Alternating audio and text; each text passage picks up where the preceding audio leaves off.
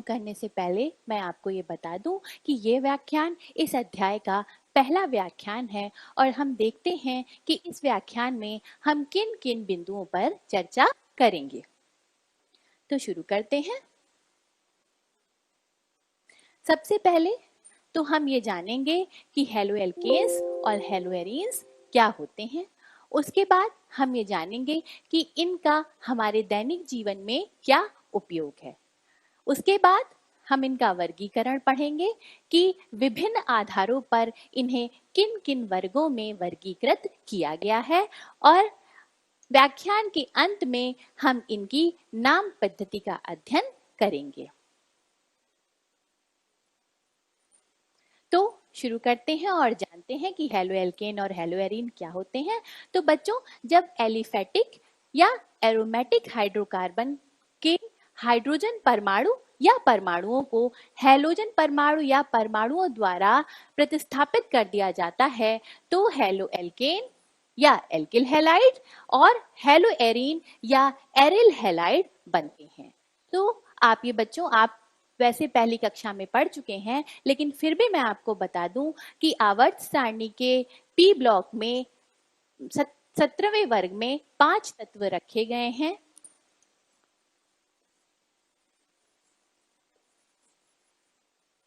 Fluorine, chlorine, bromine, iodine और एस्टेटीन। इनमें से एस्टेटीन रेडियो एक्टिव होता है, इसीलिए वो हेलोएल्केन और हेलोएरीन नहीं बनाता है। तो हेलोएल्केन और हेलोएरीन जो हमें मिलेंगे वो हमें इन 4 तत्वों से ही मिलेंगे, फ्लोरीन, क्लोरीन, ब्रोमीन और आयोडीन से ही प्राप्त होंगे। हेलोएल्केन और हेलोएरीन में जो एक मुख्य अंतर होता है वो ये होता है बच्चों कि हेलोएल्केन में जो जिस कार्बन परमाणु वो sp3 संकरित होता है, जबकि हेलोएरीन में हैलोजन परमाणु जिस कार्बन परमाणु से जुड़ा हुआ होता है वो sp2 संकरित होता है। बच्चों, आप जानते हैं, ये पूर्व की कक्षाओं में आप पढ़ चुके हैं कि बेंजीन रिंग के सभी कार्बन जो हैं वो sp2 संकरित होते हैं।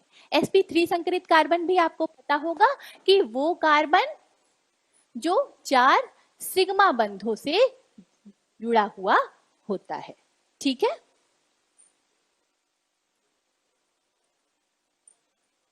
आगे बढ़ते हैं और देखते हैं हेलोएल्केन्स के उपयोग क्या हैं। तो ये जो संरचना आपको दिख रही है बच्चों, ये क्लोरएम्फेनिकॉल नामक प्रतिजैविक अर्थात एंटीबायोटिक की है, जिसका उपयोग टाइफाइड ज्वर के उपचार में किया जाता है। और हेलोएल्केन का उपयोग देते हैं बच्चों। ये संरचना क्लोरोफॉर्म की संरचना है। क्लोरोफॉर्म पुराने समय में शल्य चिकित्साओं में निश्चेतक के रूप में प्रयोग किया जाता था, पर अब ये नहीं किया जाता है। क्यों?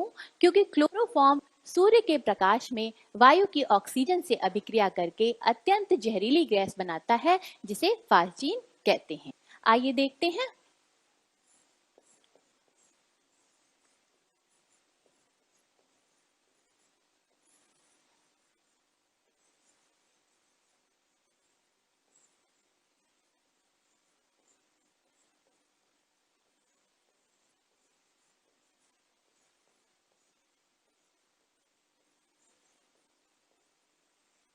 और HCl भी बनता है। तो पहली बार जब आप बोतल खोलेंगे तब तो आपको शुद्ध क्लोरोफॉर्म मिलेगी, लेकिन दूसरी बार क्योंकि वायु क्लोरोफॉर्म की बोतल में जा चुकी होगी और वायु में ऑक्सीजन होती है, तो क्लोरोफॉर्म उस वायु के साथ ऑक्सीजन से अभिक्रिया करके जहरीली फास्जीन गैस बना लेगी। अतः क्लोरोफॉर्म का प्रयोग अब निषेधक के रूप में नहीं किया जाता है। तो अब किसका प्रयोग निषेधक के रूप में करते हैं? तो देखते हैं। ये जो संरचना है ये हेलोथेन की संरचना है और हेलोथेन भी एक हेलो एल्केन है। तो वर्तमान समय में हेलोथेन का प्रयोग जो है वो निषेधक के रूप में किया जाता है। आगे बढ़ते हैं और देखते हैं हेलो एरीन्स का क्या उपयोग है। तो बच्चों, ये जो संरचना है ये क्लोरोक्विन नामक औषधि की संरचना है और इसका उपयोग मलेरिया रोग के उपचार में किया जाता है। नीचे जो संरचना आपको दिख रही है ये हाइड्रोक्सी क्लोरोक्विन की संरचना है बच्चों। और हाइड्रोक्सी क्लोरोक्विन का नाम मुझे लगता है आप सबने आजकल अवश्य सुना होगा। ये जो दवा है ये कोविड-19 के उपचार में एक संभावित दवा के रूप में उभर के आई है। हालांकि इस बीमारी का अभी कोई इलाज नहीं है, इसलिए मेरा सुझाव ये है कि आप घर पर रहें और सुरक्षित रहें। आगे बढ़ते हैं, हेलोएरिन का एक और उपयोग देखते हैं। ये यहाँ क्लोरीन परमाणु सीधे सीधे बेंजीन रिंग से जुड़ा हुआ है, तो ये एक हेलोएरिन है। और यहाँ ये जो हेलोएरिन है ये पहला क्लोरीन युक्त कीटनाशी था, डीडीटी। इसका नाम कैसे समझेंगे? डीडीटी डाइफिनाइल ट्राइक्लोरो और कार्बन क्योंकि दो हैं तो एथेन। ठीक है, तो इसीलिए इसका नाम पड़ा डीडीटी। और इसका ये मूलतः 1973 में बनाया गया था और 1873 में बनाया गया था। और इसके जो कीटनाशी प्रभाव की खोज है वो 1939 में पॉल मुलर ने की थी। ठीक है, और उसके लिए उन्हें 1948 में चिकित्सा और शरीर क्रिया विज्ञान के क्षेत्र में नोबेल पुरस्कार प्राप्त हुआ। लेकिन द्वितीय विश्व युद्ध के बाद डीडीटी का प्रयोग बहुत युद्ध स्तर पे किया गया और इसका जो काफी समय बाद, थोड़े समय बाद इसके बहुत सारे प्रभाव सामने आए। इसीलिए 1973 में संयुक्त राष्ट्र ने इसके प्रयोग पर प्रतिबंध लगा दिया। आगे बढ़ते हैं, ये थायरॉक्सिन हार्मोन है जो प्राकृतिक रूप से हमारे शरीर में पाया जाता है और इसकी कमी से घेंगा रोग हो जाता है। इसीलिए आयोडीन खाने की सलाह दी जाती है। अब बढ़ते हैं हेलोएल्केन और हेलोएरीन के वर्गीकरण पर। तो सबसे पहला जो वर्गीकरण किया गया है बच्चों वो हैलोजन परमाणु की संख्या के आधार पे किया गया है। यदि हेलोएल्केन और हेलोएरीन में हैलोजन परमाणु की संख्या एक है तो उन्हें क्रमशः मोनोहेलोएल्केन तथा मोनोहेलोएरीन कहते हैं। यदि हैलोजन परमाणुओं की संख्या 2 है तो उन्हें डाइहेलोएल्केन और डाइहेलोएरीन कहते हैं। यदि हैलोजन परमाणुओं की संख्या 3 है तो उन्हें ट्राइहेलोएल्केन तथा ट्राइहेलोएरीन कहते हैं। यहाँ मोनोहेलोएल्केन को पुनः 2 वर्गों में वर्गीकृत किया गया है। ठीक है, तो पहला वर्ग ये है जब हैलोजन परमाणु sp3 संकृत कार्बन परमाणु से जुड़ा हुआ हो, और दूसरा वर्ग है जब हैलोजन परमाणु sp2 संकृत कार्बन परमाणु से जुड़ा हुआ है। तो पहले हम पहले वर्ग का अध्ययन करते हैं, जब हमारा हैलोजन परमाणु sp3 संकृत कार्बन परमाणु से जुड़ा हुआ है। तो ऐसे एल्किल हैलाइड को 3 वर्गों में विभाजित किया गया है। पहला वर्ग है प्राथमिक एल्किल हैलाइड, जहां हमारा एल्किल समूह प्राथमिक कार्बन से जुड़ा हुआ होता है। प्राथमिक कार्बन वो कार्बन होता है जो स्वयं या तो एक भी कार्बन से ना जुड़ा हो या सिर्फ एक कार्बन से जुड़ा हो। आइए हम देखते हैं बच्चों, जैसे यहाँ पे मैंने मेथिल हैलाइड लिखा है, यहाँ पे कोई भी हेलोजन एटम हो सकता है। तो आप देख रहे हैं कि जिस हेलोजन एटम से हमारा हेलोजन परमाणु जिस कार्बन परमाणु से जुड़ा हुआ है वो स्वयं एक भी कार्बन परमाणु से नहीं जुड़ा हुआ है, इसीलिए ये प्राथमिक एल्किल हैलाइड है। यहाँ देखिए, यहाँ पर भी जो हैलोजन परमाणु है वो जिस कार्बन परमाणु से जुड़ा हुआ है वो सिर्फ एक कार्बन से जुड़ा हुआ है, इसलिए ये भी एक प्राथमिक एल्किल हैलाइड है। बात करते हैं द्वितीयक एल्किल हैलाइड की। तो द्वितीयक एल्किल हैलाइड वे एल्किल हैलाइड होते हैं जहां हमारा हैलोजन परमाणु द्वितीयक कार्बन से जुड़ा हुआ होता है, और द्वितीयक कार्बन वो कार्बन होते हैं जो स्वयं 2 कार्बन से जुड़े हुए होते हैं।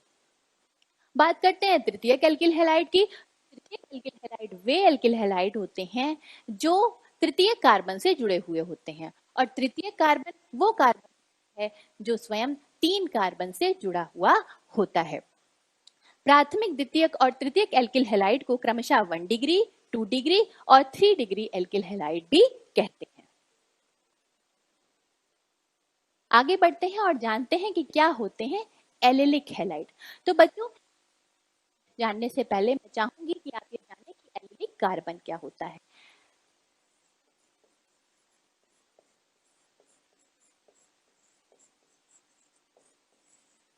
कार्बन कार्बन डबल बॉन्ड से जुड़ा हुआ, कार्बन कार्बन डबल बॉन्ड का समीपवर्ती, समीपवर्ती शब्द ज्यादा बेटर है, समीपवर्ती sp3 संकरित जो कार्बन होता है उसे हम एलिलिक कार्बन कहते हैं। और अगर हम इससे हैलोजन परमाणु जोड़ दें तो उसे एलिलिक हैलाइड कहते हैं। एलिलिक हैलाइड 3 प्रकार के होते हैं, आइए देखते हैं।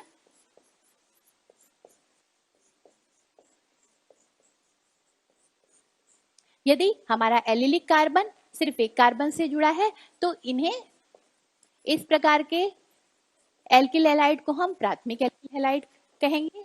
यदि हमारा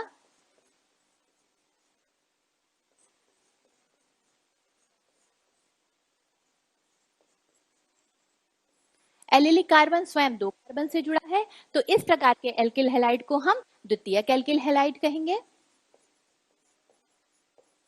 और यदि हमारा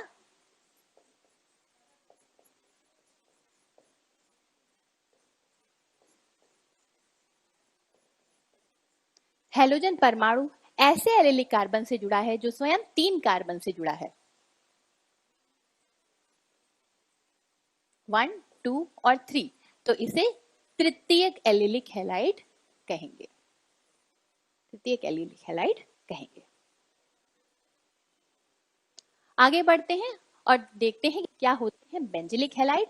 तो बच्चों, बेंजिलिक हैलाइड जानने से पहले मैं ये चाहूंगी कि आप जानें कि बेंजिलिक कार्बन क्या होता है। तो बेंजीन रिंग से सीधे सीधे जुड़ा हुआ जो sp3 संकरित कार्बन होता है वो बेंजिलिक कार्बन कहलाता है, और उससे यदि हम हैलोजन परमाणु को जोड़ दें तो बेंजिलिक हैलाइड बन जाता है। तो एलिलिक हैलाइड की भांति बेंजिलिक हैलाइड भी प्राथमिक, द्वितीयक और तृतीयक होते हैं। आगे बढ़ते हैं दूसरे वर्ग की ओर, जिसमें हमारा हैलोजन परमाणु sp2 संकरित कार्बन परमाणु से जुड़ा हुआ होगा। तो इसमें पहला है विनाइलिक हैलाइड। विनाइलिक हैलाइड वे हैलाइड होते हैं जिसमें हमारा हैलोजन परमाणु कार्बन कार्बन डबल बॉन्ड के sp2 संकरित कार्बन से सीधे सीधे जुड़ा हुआ होता है। तो यहाँ देखिए, कार्बन कार्बन डबल बॉन्ड के कार्बन से सीधे सीधे हैलोजन परमाणु जुड़ा हुआ है। यहाँ हमने साइक्लोहेक्सीन का स्ट्रक्चर बनाया है और यहाँ पे भी देखिए हैलोजन परमाणु सीधे सीधे इस sp2 संकरित कार्बन से जुड़ा हुआ है। दूसरा है एरिल हैलाइड। यहाँ पे देखिए एरिल हैलाइड आप पहले भी पढ़ चुके हैं। हैलोजन परमाणु जो है वो सीधे सीधे बेंजीन रिंग के कार्बन से जुड़ा हुआ है, और आप जानते हैं कि बेंजीन रिंग का जो कार्बन होता है वो सभी कार्बन बेंजीन रिंग के sp2 संकरित कार्बन होते हैं। तो यहाँ तक बच्चों हम लोगों ने हेलोएल्केन और हेलोएरीन का वर्गीकरण पढ़ लिया।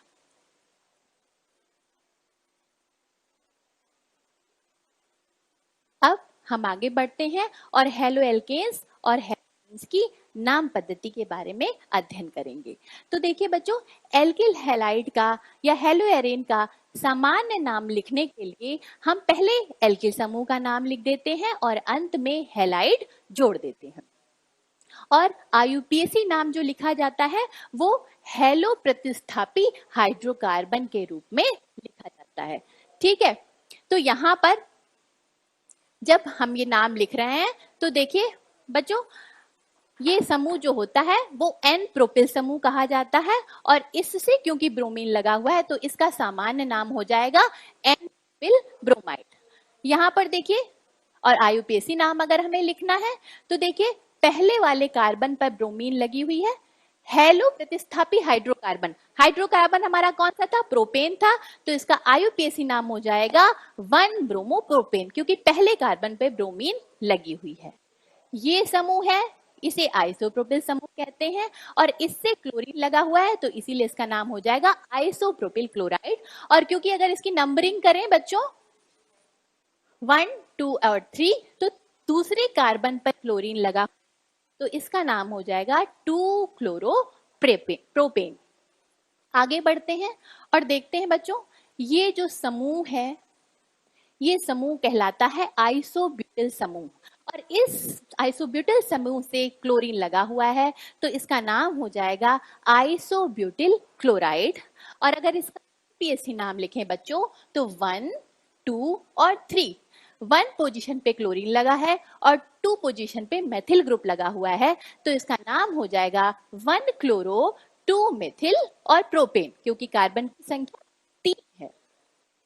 आगे बढ़ते हैं और देखते हैं इन कंपाउंड्स के नाम बताने से पहले मैं आपको कुछ पोजीशंस बता देती हूं।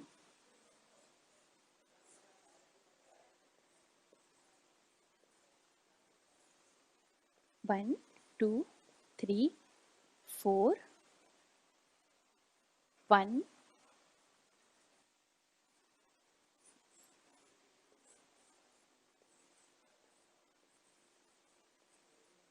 1, 2, 3, 4, 5 और 6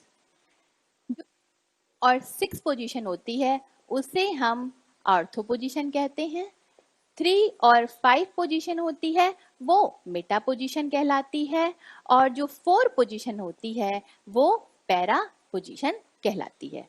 तो इसका तो सामान्य और आईयूपीएसी दोनों नाम जो है वो ब्रोमोबेंजीन होगा क्योंकि एरिल हैलाइड का सामान्य और आईयूपीएसी नाम एरिल हैलाइड ही होता है।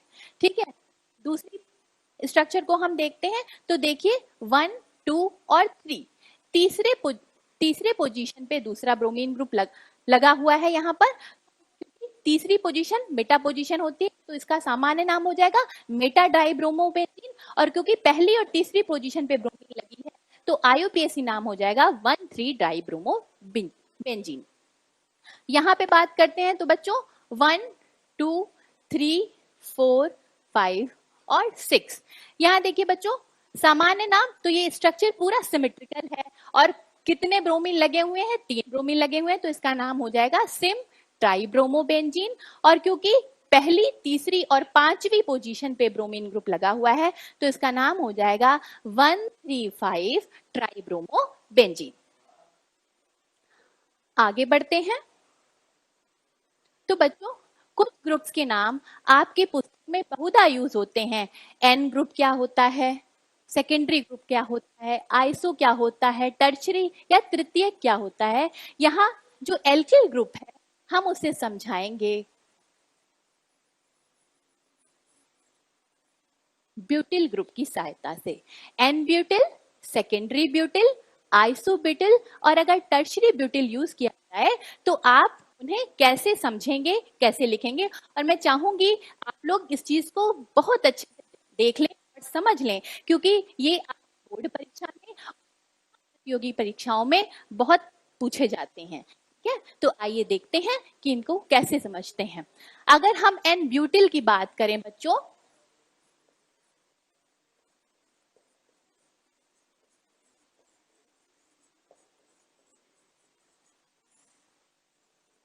तो यदि कार्बन परमाणुओं की सीधी श्रृंखला में अंत वाले कार्बन से कोई क्रियात्मक समूह जुड़ा होता है तो ऐसे एल्किल समूह को एन एल्किल समूह कहते हैं। और क्योंकि यहाँ पे कार्बन हमने 4 उपयोग किए हैं तो इसे हम क्या कहेंगे, एन ब्यूटिल समूह कहेंगे।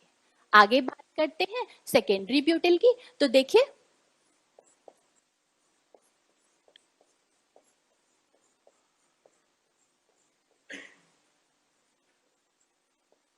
यहाँ इस ब्यूटेन में 2 कार्बन सेकेंडरी कार्बन होते हैं। एक ये वाला कार्बन भी सेकेंडरी है क्योंकि ये भी स्वयं 2 कार्बन से जुड़ा है और ये वाला कार्बन भी सेकेंडरी है क्योंकि ये भी 2 कार्बन से जुड़ा हुआ है। तो इनमें से अगर हम किसी भी कार्बन से जो क्रियात्मक समूह हमें लगाना है, मान लीजिए क्योंकि हम हेलो एल्केन और हेलो एरीन पढ़ा रहे हैं तो अगर इनसे हम हेलोजन परमाणु को लगा दें तो ये जो हमारा कंपाउंड होगा वो सेकेंडरी ब्यूटिल हैलाइड हो जाएगा। ठीक, अब बात करते हैं आइसो की। आइसो ग्रुप बहुत इंपॉर्टेंट है। आइसोप्रोपिल ग्रुप समझिए बच्चों, CH3 bond CH bond CH3। यहां देखिए बच्चों, कार्बन की संख्या कितनी है? 3 है, इसीलिए इस ग्रुप को ग्रुप कहते हैं। और इसको आप ऐसे याद करेंगे, इस स्ट्रक्चर को आप ऐसे घुमा दीजिए तो ये Y के स्ट्रक्चर को अगर आप याद कर लें तो ये जो ग्रुप होता है वो क्या कहलाता है? Iso propyl group. ठीक है, उसके बाद हम समझते हैं कि ब्यूटिल ग्रुप क्या होता है बेटा। तो आइसोब्यूटिल जब आप लिखेंगे बच्चों तो आप आइसोप्रोपिल ग्रुप को नहीं टच करेंगे, ये बिल्कुल ऐसे ही लिख देंगे। और इसके साथ क्योंकि हमें ब्यूटिल लिखना है तो हम एक कार्बन और जोड़ देंगे इसमें। तो ये जो संरचना हो जाएगी वो किसकी हो जाएगी? आइसोब्यूटिल ग्रुप की हो जाएगी।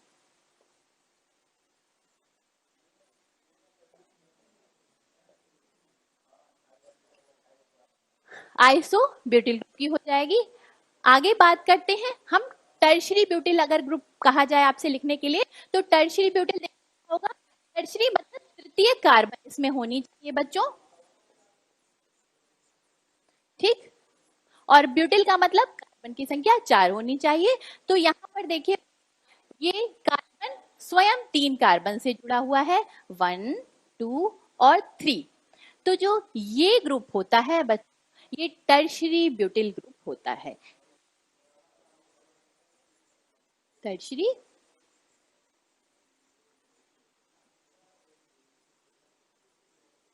ब्यूटिल ग्रुप होता है। हिंदी में इसको तृतीयक ब्यूटिल ग्रुप भी कहते हैं। तो मैं आशा करती हूं ये ग्रुप्स आपने अच्छी तरीके से समझ लिए हैं। एन ब्यूटिल में स्ट्रेट चेन होगी, सीधी श्रृंखला। सेकेंडरी ब्यूटिल में जो हमारा क्रियात्मक समूह है वो द्वितीयक कार्बन से। आइसोप्रोपिल वाई का स्ट्रक्चर आप याद रखेंगे, ये 2 नंबर, ये 3 नंबर और ये 4 नंबर। और आइसोब्यूटिल में आइसो जो प्रोपिल ग्रुप है वो हमारा इंटैक्ट रहेगा, ऐसे ही रहेगा, एक कार्बन हम इसमें और जोड़ देंगे। और टर्शरी ब्यूटिल में हम क्या करेंगे? तृतीय कार्बन से हम अपना क्रियात्मक समूह जोड़ेंगे। ये बहुत इंपॉर्टेंट कॉन्सेप्ट है बच्चों और ये आपको आना चाहिए। बहुत सारे बच्चे ऐसे हैं जो ये कॉन्सेप्ट कर लेते हैं, लेकिन बहुत से ऐसे बच्चे हैं जिन्हें नहीं आता है। तो इसलिए क्योंकि ये आपकी भाग 2 पुस्तक का पहला अध्याय है, तो इस अध्याय से ही आप कार्बनिक रसायन को शुरू कर रहे हैं, तो मैंने इसको विस्तार पूर्वक आपको समझा दिया है। ये आगे के अध्यायों में भी आपको अच्छे से समझ में आएगा। आगे बढ़ते हैं और जानते हैं कि क्या होते हैं जेमिनल और विसिनल हैलाइड। हम ये जो हैं जेमिनल और विसिनल हैलाइड जो हैं हम इस उदाहरण के द्वारा समझेंगे। ये जो उदाहरण है, अगर समान तरह के हैलोजन परमाणु, देखिए समान होने चाहिए। अगर हम क्लोरीन ले रहे हैं तो क्लोरीन ही लेंगे, ब्रोमीन ले रहे हैं तो ब्रोमीन ही लेंगे। ठीक है, अगर समान तरह के हैलोजन परमाणु एक ही कार्बन से जुड़े हुए हो, ठीक है, आपको यहाँ दिख रहा है समान तरह के हैलोजन परमाणु यदि एक ही कार्बन से जुड़े हुए हो तो इस तरह के हैलाइड को जेमिनल डाई हैलाइड कहते हैं और संक्षिप्त रूप में इसे जेम डाई हैलाइड कहते हैं। क्योंकि हमने मुख्यतः इसका उदाहरण लिया है, इस यौगिक का उदाहरण लिया है और इसमें कार्बन परमाणुओं की संख्या 2 है, इसीलिए इसका जो सामान्य नाम लिखते हैं वो एथिलीडीन क्लोराइड लिखते हैं। और IUPAC नाम है क्योंकि देखिए पहले ही कार्बन पर 2 क्लोरीन परमाणु लगे हुए हैं, इसलिए IUPAC जो नाम होगा वो हो जाएगा 1,1 डाइक्लोरोएथेन। आगे बढ़ते हैं और इनकी बात करते हैं इनके विसिनल हैलाइड की। तो अगर हमारे समान हैलोजन परमाणु, यहाँ पे कंफ्यूज नहीं होना है हमें कि हैलोजन परमाणु हमारा समान रहना चाहिए, समान हैलोजन परमाणु समीपवर्ती कार्बन से जुड़ा हुआ है तो उन्हें हम क्या कहेंगे? विसिनल हैलाइड कहेंगे और संक्षिप्त रूप में विस डाई हैलाइड कहेंगे, क्योंकि हैलोजन परमाणुओं की संख्या कितनी है? 2 है। ठीक है, एग्जाम्पल हमने इसका लिया है, तो देखिए इसका नाम क्या हो जाएगा, कार्बन की संख्या 2 है तो एथिलीडीन डाइक्लोराइड, ठीक है। और आईयूपीएसी नाम की बात करें तो देखिए पहले और दूसरे कार्बन पर हेलोजन परमाणु लगा हुआ है या क्लोरीन परमाणु लगा हुआ है, तो इसका नाम हो जाएगा 1,2 डाइक्लोरोएथेन, ठीक। हम आगे बढ़ते हैं बच्चों, ये आपका गृह कार्य है और गृह कार्य में जो पहला प्रश्न है आपका वो ये है कि आपको निम्नलिखित यौगिकों की संरचनाएं करनी है, ठीक है। और दूसरा प्रश्न है आपका कि आपको निम्नलिखित दिए हुए एल्किल हैलाइड को 1 डिग्री, 2 डिग्री और 3 डिग्री में वर्गीकृत करना है, ठीक है। तो ये आप कर लेंगे कार्बन परमाणुओं की संख्या देखकर। तो अगर आपको मैं थोड़ा सा हिंट दे दूं तो यहाँ पे आप देख सकते हैं, यहाँ जो हेलोजन परमाणु हमारा लगा हुआ है वो देखिए कितने कार्बन से लगा हुआ है, एक ये कार्बन है और एक ये कार्बन है, 2 कार्बन से लगा हुआ है। तो आप विचार कीजिएगा कि ये कौन सा हैलाइड है। यहाँ पे जो हेलोजन लगा है ये देखिए यहाँ स्वयं 2 कार्बन से लगा हुआ है, तो आप उत्तर में लिखेंगे ये कौन सा हैलाइड है। यहाँ हमारा हेलोजन परमाणु जिस कार्बन से लगा हुआ है वो स्वयं कितने कार्बन से लगा हुआ है, 1 कार्बन से लगा हुआ है। और यहाँ जो हमारा हेलोजन परमाणु है वो जिस कार्बन से लगा है वो स्वयं 3 कार्बन से लगा हुआ है, ठीक है। तो ये किस तरह के एल्किल हैलाइड में वर्गीकृत करेंगे इन्हें, 1 डिग्री, 2 डिग्री और 3 डिग्री में, ये आप घर पर करेंगे। जो आज हमने सीखा है कि हेलोएल्केन क्या होते हैं, हेलोएरीन क्या होते हैं और उनका हमारे दैनिक जीवन में क्या उपयोग है। उसके बाद हमने इनका वर्गीकरण सीखा कि क्या होते हैं प्राथमिक हैलाइड, क्या होते हैं द्वितीयक, क्या होते हैं तृतीयक हैलाइड, क्या होते हैं एलाइलिक हैलाइड, विनाइलिक हैलाइड और बेंजाइलिक हैलाइड। उसके बाद इनकी संरचनाएं सीखी, इनकी नाम पद्धति सीखी, ठीक है। तो आप इनका जो अभ्यास है वो आपकी जो पुस्तक है रसायन विज्ञान भाग 2 से उससे करेंगे। और दूसरी बात, ये जो संरचनाएं आप हैं ये संरचनाएं भी आपका गृह कार्य है, ये भी आप करेंगे। उसके बाद अगले व्याख्यान में हम इनको बनाने की विधियों का अध्ययन करेंगे। तो जो आपकी पुस्तक है रसायन विज्ञान भाग 2, आप उससे अच्छी तरीके से इसको पढ़िए जिससे अगला व्याख्यान आपको अच्छी तरीके से समझ में आएगा। आशा करती हूँ आज जो मैंने पढ़ाया है वो आपको समझ में आया होगा। धन्यवाद।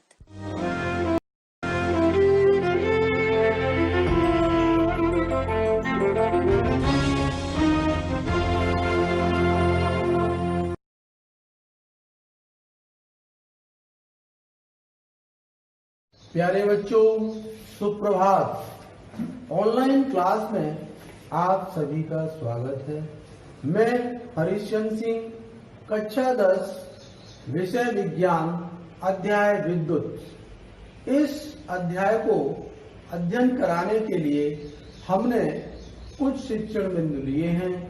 इन शिक्षण बिंदुओं की सहायता से इस अध्याय का अध्ययन हम आपको कराएंगे।